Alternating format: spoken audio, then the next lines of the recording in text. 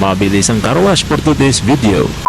Magandang araw mga bossing. Brakes pala nandito sa Canada. Share na naman natin ang mga buhay-buhay dito. Kahit sobrang lamig, meron namang option dito sa Sencha na makapag-car wash ka. Ito pala ay located dito sa ilalim ng Giant Tiger. Medyo hindi masyadong malamig, kaya goods na goods to para sa winter season. Dito sa Canada mga boss, during winter, bugbog na bugbog yung sasakyan nyo kasi sobrang maputik, kaya talagang nadudumihan. Kaya pansin ko din dito sobrang lakas ng car wash kasi nga kahit winter, after ng sobrang snow at saka sobrang maputik, of course lahat ng sasakyan maghahanap ng car wash. Kabit ako ng ganito mga boss, talagang sinisiguro ko na $3 lang magagastos ko, kaya binibilisan ko pat matapos ko na lahat ma-sprayhan. Hindi pala kasali dito ang sa looban mga bossing, hindi nga mabilisan lang to. Ang set ko lang dito, siniset ko lang ng wash at first, makuha lang yung talagang mga putik, mga dumi, and of course especially yung mga asin. Dito kasi sa Canada mga boss, pag winter may mga asin. After nyan mga boss, siniset ko lang ng